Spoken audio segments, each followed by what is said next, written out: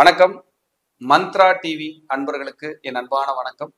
தொடர்ந்து இந்த சேனலுக்காக நீங்கள் கொடுத்து வருகின்ற ஆதரவிற்கு கோடான கோடி நன்றி. தொடர்ந்து இந்த சேனலை பாருங்க. இதில் வருகின்ற கருத்துக்கள், ஜோதிட பதிவுகள், ஜோதிட கருத்துக்கள் உங்கள் வாழ்விற்கு ஒரு வெளிச்சமாக நிச்சயமாக அமையும். தொடர்ந்து ஆதரவு தாருங்கள், பாருங்கள். தசா புத்திகள் அப்படிங்கிற வரிசையில தசை பத்தி பார்த்துட்டு இருக்கோம்.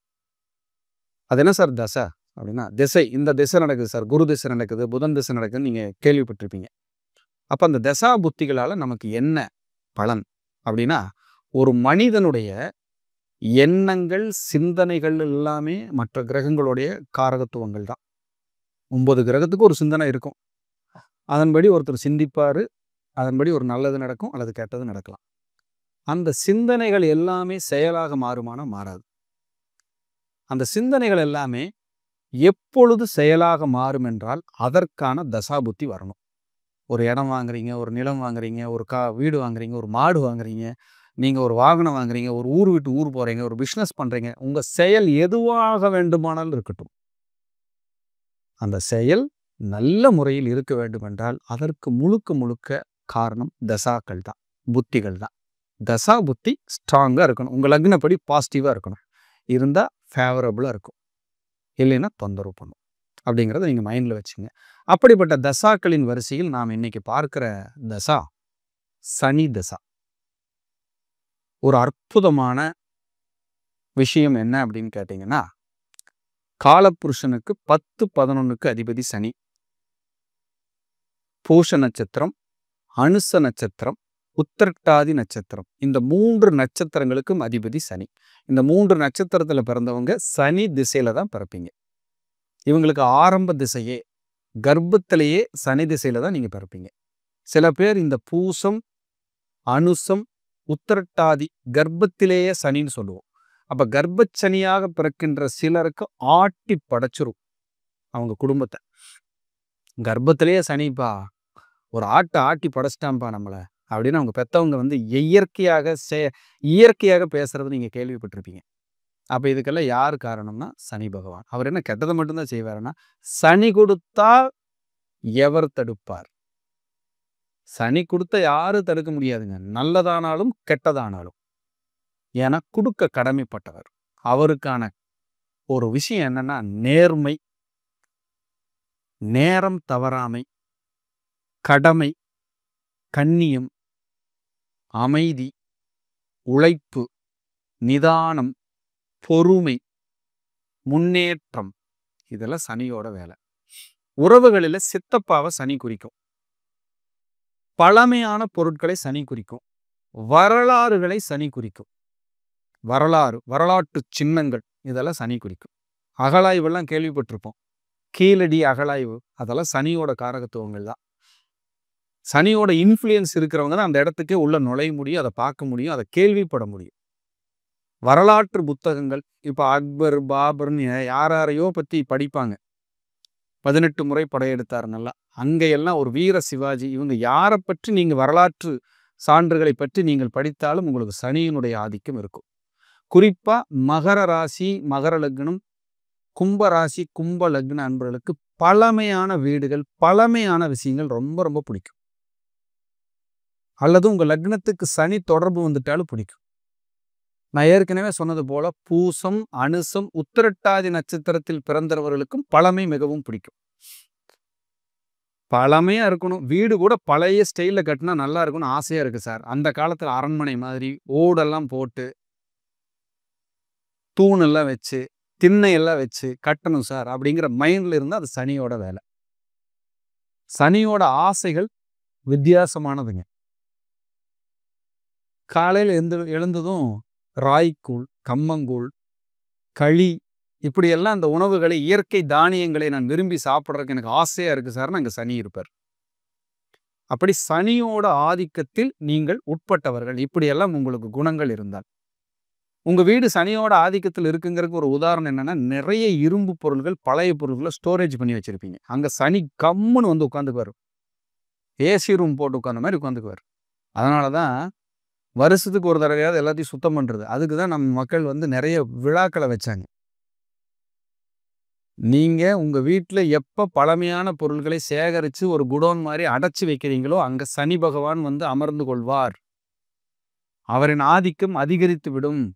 சனி பகவானுக்கு ஆப்போசிட்டான எதிரியான லக்னமாக நீங்க இருந்து அப்படி பழமையான பொருள்கள் வந்து அங்க சேகரிச்சு வச்சு அவரை வீணா வீட்டுல உட்கார வச்சு வம்ப விலைக்கு வாங்கிக்காதீங்க. அப்படி இருந்தா உங்களுக்கு பிரச்சனை தான் அப்படிங்கிறது இதுல சொல்லிடுறேன். இளமையிலே சின்ன வயதிலேயே சனி வரும்போது படிப்பை கெடுக்கிறதுக்கு அதிக வாய்ப்பு இருக்கு. படிப்பு கெட்டு போயிடும், பிரச்சனை ஆயிரும் அப்படிங்கிறதுக்கு வாய்ப்பு இருக்கு. கரெக்டா கவனமா படிச்சீங்கன்னா வெற்றி. சில லக்னங்களுக்கு சனி தலை சிறந்த யோகத்தை கொடுப்பார். அப்படி முதல் தர யோகம் யாருக்கு சார் அப்படின்னா முதல்ல துலாம் லக்ன அன்பர்களுக்கு தான். அவர் தான் 4-5க்கு அதிபதி சனி பகவான். முதல் தர யோகாதிபதி துலாம் லக்ன அன்பர்களுக்கு. அவர் அங்கதான் உச்சம் அடைகிறாருங்கிறது நீங்க மறந்துடாதீங்க. அப்படிப்பட்டவர்களுக்கு சனி வந்துட்டா அசுர வளர்ச்சி தான். வெற்றி, முன்னேற்றம், ஒரு ஒரு கிஜி கிஜி கிஜின்னு கொண்டு உட்கார வச்சிருவாருங்க. சார் நான் ரொம்ப சாதாரணமா இருந்தா இன்னைக்கு நான் ரொம்ப நல்லா இருக்குன்னா சனி திசை தான் சார்னு சொல்லுவாங்க. அதே போல யாரெல்லாம் செவ்வாயின் நட்சத்திரமான மிருகஷீரிடம், சித்திரை, அவிட்டம் இந்த நட்சத்திரத்துல பிறந்தாங்களோ அவங்களுக்குலாம் 4ஆம் திசையா சனி திசை வரும். 4ஆம் திசையா சனி வரக்கூடாதுங்க. அது ஒரு மாரக திசைன்னே சொல்லுவோம். மாரகம்னா மரணமா சார்? கிடையாது. மரணத்திற்கு ஒப்பான கண்டத்தை கொடுக்கறதுக்கு கடமைப்பட்டவர். நிறைய பேருக்கு ஃப்ராக்சர் ஆயிடுச்சு, ஆக்சிடென்ட் ஆயிடுச்சு, போராட்டத்தில் இருக்கேன் சார் அப்படின்னா இந்த 4ஆம் திசையா சனி திசை வரவங்களுக்கெல்லாம் நடக்கும். அதுவும் பாருங்க லைஃப்ல செட்டில் ஆகிற சமயத்துல தான் அந்த சனி திசை வரும். அப்போ போய் படுக்க வச்சிரும். ஏன்னா சனி மந்தன். ஒரு ராசி கட்டத்தை கடக்கிறதுக்கு 2.5 வருஷம் எடுத்துக்கிறாருங்க. ஒரு ராசியிலிருந்து இன்னொரு ராசிக்கு மறுபடியும் வர்றதுக்கு 30 வருடம் எடுத்துக்கிறாருங்க. அதனால தான் 30 வருடம் வாழ்ந்தவர்களும் இல்லை, 30 வருடம் கெட்டவர்களும் இல்லைன்னு சொல்றோம். சனி மட்டும் நல்ல நிலைமையில் இருந்தாலும் அவர் கொடுக்கறது யாரு தடுக்குங்க? அவர் வந்து அள்ளி வீசிட்டு போயிடுவாருங்க. சனி வந்து அப்படிப்பட்ட ஒரு கொடை வள்ளல். அதுல மாற்றுக்கிறதுக்கு இடமே இல்லை. ஆனா இருக்கக்கூடாது இடத்துல இருந்துட்டாருன்னா அவர் மாதிரி கெடுவலன் செயலுக்கு யாருமே இல்லை. சனி திசையும் மோசமான இடத்துல இருந்து நடந்து 7.5 சனியும் ஏதாவது வந்து ராகு கேது பயிற்சியும் சரியில்லைன்னு வைங்க, அவங்க பாடு அதோ பெரிதான். அவங்க எப்படி இருக்கணும்னு ஜோதிட இடத்தில் கலந்து ஆலோசித்து வாழ்க்கையை டிராவல் பண்ணிக்கிறது ரொம்ப சேஃப். ஆனா சனி இருக்க வேண்டிய இடத்துல இருந்தாரா குடுக்கறது அவர் மாதிரி ஆளே கிடையாதுங்க. அப்படி அள்ளிகள் 19 ஆண்டு கால திசை அள்ளி வீசிட்டு போயிரு. எத்தனையோ கோடீஸ்வரர்கள் சனி திசையில் உருவாயிருக்காங்க. மிகப்பெரிய மில்லியனியர், ஜாம்பவான்கள், கோடி கணக்கில், ட்ரில்லியன் கணக்கில், மில்லியன் கணக்கில் என்கிட்ட சொத்து சேர்ந்ததுன்னா சனி திசையில சேர்ந்த ஆட்கள் இருக்காங்க.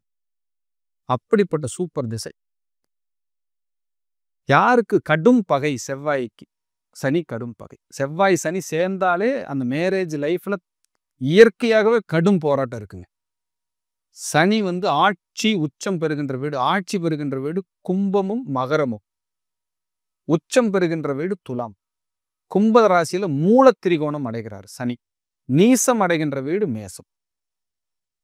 சனி திரிகோணங்களில் இருந்து சுக்கிரனோ குருவோ பார்வை பெற்று அல்லது கூட அமர்ந்து இருந்து நல்ல லக்னங்களுக்கு நல்ல இடங்களில் இருந்தால் அருமையான பலன்கள் அள்ளி வீசிட்டு போயிடுவாருங்க.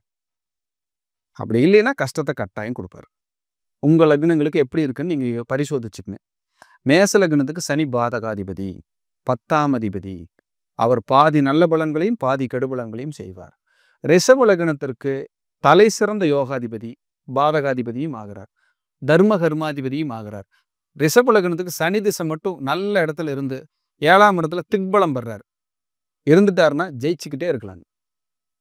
அடுத்து மிதுன லக்னத்துக்கு 8ஆம் அதிபதி 9ஆம் அதிபதி ஆயிடுறாரு.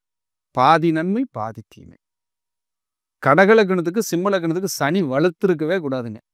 கண்டிப்பா நிம்மதியை கெடுத்துருவார். அவரு மறைஞ்சிடணும், இல்ல நீசமாயிரணும், 6-8 12 இருக்கலாம். இருந்துட்டா சேஃப். இல்லைன்னா சனி திசை வந்துச்சுன்னா அல்லது சனி புத்தி வரும்போதே நீங்க பாருங்க கசக்கிட்டு விட்டுருவார்.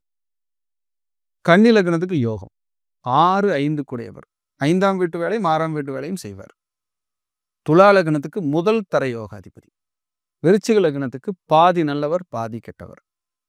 தனுசு லக்னத்துக்கு நன்மையை செய்பவர். மகர லக்னத்துக்கு அவரே லக்னாதிபதி, யோகத்தை செய்வார். கும்ப லக்னத்துக்கு விரையாதிபதி, பாதி நன்மை பாதி தீமை. மருத்துவ செலவுகள்லாம் கும்ப லக்னத்துக்கும் போது வரும். மீன லக்னத்திற்கு விரையாதிபதி லாபாதிபதி, மருத்துவ செலவும் இருக்கும், லாபமும் இருக்கும். ஆனா அவர் இருக்க வேண்டிய இடம் உபஜயஸ்தானத்தில் சனி இருப்பது நல்லது. 3, 6, 10, 11. அதே சனி பகவான் உபஜயஸ்தானத்திலிருந்து புஷ்கர நவாம்சத்தில் இருந்து விட்டால் அசுர வளர்ச்சிங்க. புஷ்கர நவாம்சத்தில் இருந்து விட்டால் அசுர வளர்ச்சி. அந்த புத்தி மட்டும் வந்தாலே போதுங்க, அள்ளி வீசிட்டு போயிடும் உங்களுக்கு. அப்பா சனிதி புத்தியில தான் இப்ப செட்டில் ஆனே அப்படின்னு சொல்ற மாதிரி சனி கொடுத்துருவாருங்க. நம்ம புண்ணியம் நல்லா இருக்கணும், நம்ம வாங்கி வந்த வரம் நல்லா இருந்து சனி இருக்க வேண்டிய இடத்துல நம்ம ஜாதகத்துல இருந்துட்டாருன்னா அது மாதிரி அவர் மாதிரி கொடுக்கறக்கு ஆளே இல்லைங்க. காகத்வஜாய வித்மகே கட்ககஸ்தாய தீமகே தன்னோ மந்த பிரஜோதயா. நடுங்குறாங்களே சனி பகவான் அப்படின்னாலே. திருநள்ளாட்டுல ஆட்சியோட உட்கார்ந்துருக்காரு, அவருக்கு தானே பிரதானம் அங்க. அப்ப சனீஸ்வரன் ஈஸ்வர பட்டம் பெற்ற, ஈஸ்வரனுக்கு அப்புறம் ஈஸ்வரன் பட்டம் பெற்ற இன்னொருத்தர் யாருன்னா சனீஸ்வரன் தான். தன்னுடைய கடமையில கண்ணும் கருத்துமா இருப்பாரு. நீங்க சனி திசையோ சனி புத்தியோ நடக்கும்போது, அல்லது நீங்க சனியோட ஆதிக்கத்துல பிறந்திருந்தா, லக்னத்துல சனி இருந்தா, லக்னத்தை சனி பார்த்தா, அல்லது பூசம் அனுசம் உத்திரட்டாதியில பிறந்திருந்தா, தயவு செய்து துரோகம் செய்யாதீங்க யாருக்கும். நேர்மையா இருங்க, உண்மையா இருங்க. உங்க வேலையை மட்டும் நீங்க பார்த்துட்டு இருங்க. உங்களை கொண்டு போய் சனி உட்கார வைக்க வேண்டிய இடத்துல சூப்பரா உட்கார வச்சு அழகு பார்ப்பாருங்க. இது கேரண்டியா சொல்றேன். அதனாலதான் 7.5 சனிங்கிற ஒரு சப்ஜெக்டே வந்து நம்ம செஞ்ச பாவ புண்ணியத்துக்கு, நம்ம செஞ்ச கர்மவினைக்கு தகுந்த மாதிரி ஒரு மனுஷனை கசக்கி பிடிறது. பூராத்துக்கும் தொந்தரவு பண்ணிட்டு கெட்டது செஞ்சுட்டு 7.5 வரும்போது என்னை போட்டு கொள்ளுது சார், பரிகாரம் சொல்லுங்கன்னு சொன்னா என்ன செய்ய முடியும்? நேர்மையாக, உண்மையாக, அன்பாக, அமைதியாக, உழைப்போடு இருந்து விட்டால் சனி யாருக்கும் கெட்டவர் அல்ல. அவருக்கு என்ன ஸ்ட்ரெயிட் ஃபார்வேர்டா நேர்மையா இரு. அவரோட தாரக மந்திரமே அதுதான். அப்படி இருந்தீங்கன்னா உங்களை ஒன்றும் பண்ணாது. நிச்சயம் உங்களுக்கு யாருக்கெல்லாம் சனி தசா நடக்கிறதோ அவர்களுக்கும் சனி பகவானின் அருளால் நன்மை நடக்கட்டும் என்று கூறி மீண்டும் ஒரு நல்ல பதிவிலே சந்திக்கிறேன். அதுவரை தற்காலிகமாக உங்களிடமிருந்து விடைபெறுவது அவினாசி ஜோதிலிங்கம், பிரசன்ன ஜோதிட ஆராய்ச்சியாளர். வாழ்க வளமுடன். நன்றி, வணக்கம். தொடர்ந்து இந்த சேனலுக்காக நீங்கள் கொடுத்து வருகின்ற ஆதரவிற்கு கோடான கோடி நன்றி. தொடர்ந்து இந்த சேனலை பாருங்க. இதில் வருகின்ற கருத்துக்கள், ஜோதிட பதிவுகள், ஜோதிட கருத்துக்கள் உங்கள் வாழ்விற்கு ஒரு வெளிச்சமாக நிச்சயமாக அமையும். தொடர்ந்து ஆதரவு தாருங்கள், பாருங்கள்.